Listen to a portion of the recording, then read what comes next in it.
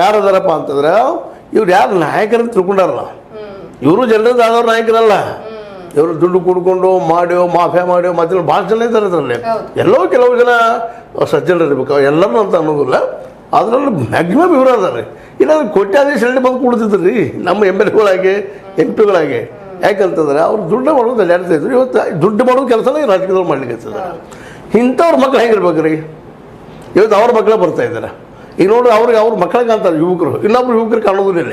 ಇಲ್ಲಿ ಬಡ ಒಬ್ಬ ಪ್ರತಿಭಾವಂತ ಜನರ ಪರವಾಗಿ ತಿಳ್ಕೊಂಡಂಥ ಜನರ ನೋವನ್ನು ತಿಳ್ಕೊಂಡಂಥ ವ್ಯಕ್ತಿ ಇವ್ರ ಕಣ್ಣು ಕಾಣೋದಿಲ್ಲ. ತಮ್ಮ ಮಕ್ಕಳು, ತಮ್ಮ ಮೊಮ್ಮಕ್ಕಳು, ತಮ್ಮ ಅಳಿಯನು, ಮಾವನು, ಬೀಗನು, ಬಿಜ್ಜನು ಅವರು ಜನರು ಕಾಣ್ತಾರೆ, ಅವರು ಯುವಕರು ಕಾಣ್ತಾರೆ.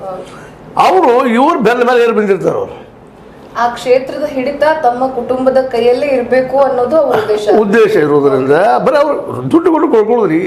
ಜನರಿಗೂ ಸಹಿತ ಏನಾಗ್ಬಿಟ್ಟದೆ ಇವತ್ತಪ್ಪ ಅಂದ್ರೆ ಯಾರಿಂದನೂ ಇವತ್ತು ಬಡತನ ಅವ್ರದ್ದು ಹೋಗಲಿಲ್ಲ. ಬಡವರು ಇಲ್ಲಿ ಜನರದು ಇಲ್ಲಿ ನೀವು ಸ್ವಚ್ಛ ನೀರು ಸಿಗಲಿಲ್ಲ. ಇಲ್ಲಿವರೆಗೆ 75 ವರ್ಷ ಆದರು, ಇವ್ರು 10 ವರ್ಷ, ಅವ್ರು ಹಿಂದಿನ 60 ವರ್ಷ. ಯಾರು ಬಂದರು ಅಲ್ಲೇ ಅದ. ಘರ್ ನಲ್ ಅಂತೇನೋ ಹೇಳಿದ್ರು ಮೊನ್ನೆ ಮೋದಿಯವರು.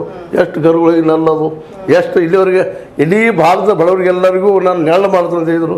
ಎಷ್ಟು ಮಾಡಿದ್ರು, ಇನ್ನೂ ಮಾಡ್ತೀನಿ ಅಂತ ಹೇಳ್ತಾ ಇದ್ದಾರೆ. ಇನ್ನೂ 2040 ಟೈಮ್ ತೊಗೊಳಿಕತ್ತಿದ್ದಾರೆ. ಅಲ್ಲಿವರೆಗೆ ಇವರು ಎಷ್ಟು ವಯಸ್ಸಿನವ್ರು ಆಗ್ತಾರೆ, ಎಷ್ಟು ಆಗ್ತಾರೆ ಕಲ್ಪನಾ ಇಲ್ಲ ಅವರಿಗೆ. ನಾ ಮಾಡಿದ